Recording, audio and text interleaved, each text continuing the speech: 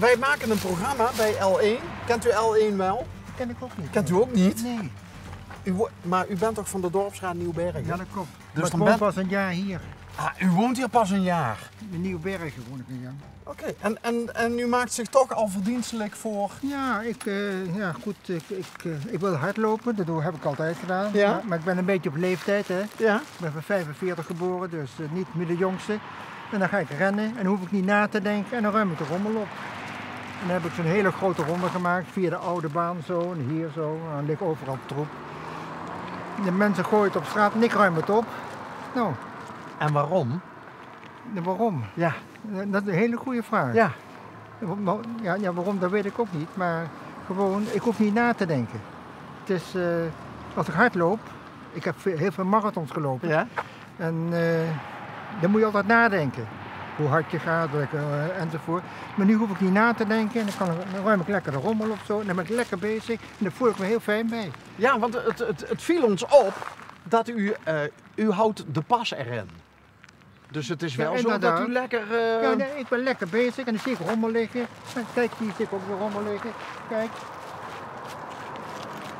En dan ruim ik het op. En, weet je wat? Dat is niet de bedoeling. Maar jullie leiden me af. Maar weet je wat het namelijk is? Het geeft een goed gevoel. Ja. Iedereen moet dat doen. Het geeft een heel goed gevoel. Nou, en daar... Ik zou mensen zeggen, doe het ook. Het geeft een heel goed gevoel. Je hoeft niet na te denken. Je bent lekker gezond. Dus ja, wat wil je nog meer? Nou, en En daar... het is mooi weer, het is lente. Ja.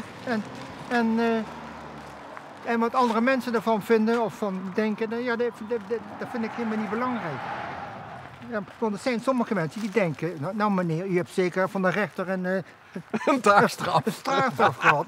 Nou ja, wat mensen denken, ja, uiteraard doe ik dat gewoon voor de gemeenschap ook een beetje. Ja, Maar het meeste voor mezelf. Het geeft een goed gevoel. fijn. En daarom ben ik blij dat we u tegenkwamen. Oh ja, ja. Want het is altijd mooi om... Want goed voorbeeld doet volgen. Ja, precies. Want het is namelijk zo, ik ga met mensen helemaal geen confrontatie aan. Ik zeg, meneer, gooi het maar op straat. Mevrouw, gooi het maar op straat. Ik ruim het wel op. Met een lachend gezicht. Ja, En dan gaan ze toch en nadenken. dan gaan ze misschien nadenken van je verrek. Als ik tegen die mensen ga zeggen, mevrouw, neem die rommel mee naar huis. Dan geeft dat agressie. Nou, daar zit ik niet op te wachten. Ja. Ik zeg, mevrouw, gooi het rustig op straat. Ik ruim het op. Nou, mooier kan dat toch niet? Nee, absoluut. Maar u zei net, u woont pas een jaar Ik hier. woon pas een jaar in Nieuwbergen. Waar komt u oorspronkelijk vandaan? Nou, ik kom van Breskens. Ik heb hier van de Oudwit, van Breskens. 5 jaar heb ik daar gewoond. En- In Breskens, in Zeeland. Ja, maar bent u een Zeeuw? Nee, ik ben geen Zeeuw. Maar ik heb daar 5 jaar gewoond. En als ik 5 jaar ergens gewoond heb, dan ga ik weer verder. Het leven moet verder gaan. Ah. Je moet niet blijven zitten waar je zit. Het moet verder gaan. Dus u leeft een beetje volgens het panterij-principe. Ja, Het moet altijd stromen, er moet altijd beweging Inderdaad, zijn. het moet stromen. Ja, Stilstaan water, dat ruikt, dat gaat stinken. Stilstaand water, dat stinkt. als ik dan even ga nadenken, want u zei net, u bent van 45. Ik geboren, ja. Ja. Ik heb dit jaar een 8 in mijn leeftijd, dus een half jaar. En dan om de 5 jaar verhuizen, Precies. dan heeft u al een aardig Ja, ik heb traject achter u. Ja, ik heb al 12 keer verhuisd of zo. En mijn vrouw vindt het ook prima, dus... en het levert... Kijk, ze komen de... Hallo! Kijk, en die jongens, ik kwam net op tijd, jongens. Ja, nee, hij heeft er net een zaak ingedond, de groene zaak. Door met de deksel er maar weg. Ja, de deksel kon niet dicht. Nee, maar het Hij geeft, werkt ze. maar het geeft gewoon een goed gevoel, jongens. En daar gaat het mee om. Wat is de mooiste plek waar u gewoond heeft? Zeeland. Toch? Zeeland, ja. En Breskens dan? De pres, ja, zo daar in die hoek. Als je de Scheldertunnel onderdoor gaat en dan wordt het in één keer ruim. Dan heb je blauwe lucht, ruimte. Een mens moet ruimte hebben. Als een mens geen ruimte heeft, dan is het niet goed voor een mens. Ja. Hij moet vrij zijn in je hoofd, dat is belangrijk. En dat ben ik ook. Ja, die indruk had ik al. Wat heeft u in uw werkende leven gedaan? Ik heb in de financiële wereld gewerkt. En dat is een hele harde wereld. En toen ik 53 was, toen ben ik ermee gestopt. Ik zeg, nou, dit leven wil ik zo niet. Want dat lijkt me een leven waar misschien niet zo heel veel vrijheid is. Nee, ja, maar veel agressie en en dat gaat over andere mensen, ten koste van andere mensen en dat wil ik niet. En toen ben ik voor mezelf gaan werken, ook in de financiële wereld. Onroerend goed, dus dat is de reden ook. Hè. Ga 5 huizen verkopen, een beetje winst maken en zo gaat het steeds verder. Ja. En dat is hartstikke fijn. Dus u heeft wel een ontwikkeling doorgemaakt. U bent op latere leeftijd anders Ik ben anders gaan denken. denken. Ja, ik ben... U wilde meer ruimte in uw hoofd. Precies. In het begin, ja, als je jong bent, ja, dan wil je... ik kom uit een groot gezin, een carrière maken, een grote auto, steeds groter. Het huis moet steeds groter. En toen kwam ik erachter, ja, maar dat is het niet. Dit is het. Dit. Gewoon onbevangen. Gewoon een rommel opruimen van een ander. En niet voor een ander doe ik het, maar voor mezelf, wat ik net al zei. Hè. En het is mooi om als mens ook eens een keer je een beetje klein te voelen. Ja, precies. Ja, nederigheid. Nederigheid. Ja, precies. Ja. Want een mens moet nederig zijn. Je kunt nooit groot groeien als je niet nederig bent. Ja. Begrijp je wat ik bedoel? Ja. Ja, ik weet niet, ik moet uitleggen. Maar dat is mijn gevoel. Morgen. Maar dat is mijn gevoel in het leven. Ik heb dat altijd als ik in de bergen ben. Als ik dan zie je dat natuurgeweld en dan voel je jezelf heel klein. Precies. En dat is ook een lesje nederigheid. En dat gevoel dat moet je dus hebben. Een mens moet die nederigheid hebben. Ja, en we leven nou in een wereld, het gaat helemaal verkeerd in de wereld. Ja. 2 gekken zijn aan de macht. En zijn een beetje een landhakketje aan het spelen.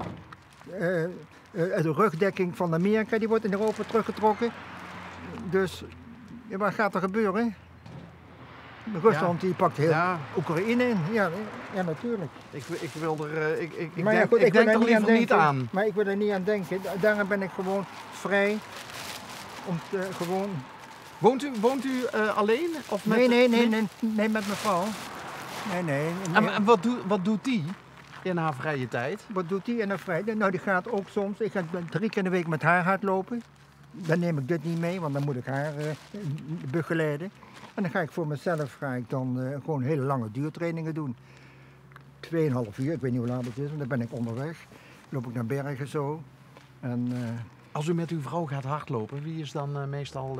Dan is zij de baas. Dan ben ik niet degene die de leiding heeft, want zij geeft aan hoe hard het gaat. Oké. En dat gaat prima. Maar betekent dat zij de snellere is of eerder niet? Nou, nee, daar gaat het niet meer om. Nee? Om sneller. Nee, dat heb ik gehad. Ik heb 78 marathons uitgelopen. Dus ik weet wat het is. Oh. Dus ik weet wat hardlopen is. Wanneer was de laatste? De laatste, dat is. Toen liep ik 3 uur 58 in Berlijn. Ik denk dat het 11 jaar geleden is. En toen dacht ik, nou ga ik ermee stoppen. Oké. Boven de 4 uur wil ik niet lopen. Ah, maar ik kom met een generatie ik heb de eerste Rotterdam Marathon meegemaakt. Ik heb de eerste Zevenheuvelloop meegedaan. Dus ik kom nog uit een generatie, toen liepen ze niet. Toen was het zo, als je hard liep, dan draaide de automobilist het raampje open en dan zeiden ze, meneer, ze hebben hem al. Begrijp je? Dat is... Hè? Ze dachten dat u achter iemand aan zat. En dat zou ik je ook vertellen, dat is een heel mooi verhaal. Nou je me toch opneemt, een heel mooi verhaal. Ik moest een keer bij mijn werkgever, ik werk in de financiële wereld. Ja. Toen stond ik een keer met de uitslagen in de Gelderlanden. Hè? Ik had goed gelopen, de Zevenheuvelloop, goede tijd. Stond ik uitslagen in de Gelderlanden. Toen werd ik gebeld op kantoor door de baas. En die riep me bij me en zei, Karel, moet je eens luisteren. Ik heb gezien dat je hard loopt. Maar dat willen wij niet. Wij willen niet dat je hard loopt. Je moet de energie in het bedrijf stoppen. Serieus? Dat heb ik meegemaakt. Als je dat nou tegen een ander gaat vertellen, dan precies, de wereld is 180 graden omgedraaid. Ja. En toen werd ik bij de werkgever geroepen van, meneer Karel, je staat met de uitslagen in de Gelderlanden. In plaats van dat hij zei van ik ben trots op je. Ja, precies. Nou, Karel, goed voorbeeld. En Bent u toen wel bij die baas gebleven? Nee, of? natuurlijk Nee. niet. Ik heb tegen die baas... Kijk. Ik heb tegen die... Ja, die man was inmiddels lang overleden. Ja, dat krijg je natuurlijk. En op een gegeven moment, dan ben ik ermee gestopt. En een beetje voor mezelf gaan werken. Onroerend goed een beetje. En nou, ik voel me prima. Ik ga het niet over lijken. Gewoon. Het gaat gewoon heel eerlijk. Je verkoopt met een beetje winst Ja. enzovoort. Ja. Ik vond... Maar ik ga nou... Ja, u moet weer verder. Oh, ja, nee, ik maar, moet niks. Maar ik vond het een inspirerend gesprek. En ik vind u een inspirerend mens. Dat is dan mooi meegenomen. Want ieder mens maakt als het goed is een ontwikkeling door. Ja, nee, ik heb die ontwikkeling. Ik kom uit een gezin van 5 kinderen. Ik ben in 45 geboren. En toen hadden ze niks. En toen werden door de broers aan een carrière gemaakt. En op een gegeven moment toen kwam ik erachter. Ik zeg tegen die broers van mij, dat ga ik niet meer doen. Nou, die broers waar ik het tegen gezegd had, die zijn allemaal al overleden. En ik ben een hele andere richting gegaan. Ik ben 's morgens vroeg gaan hardlopen.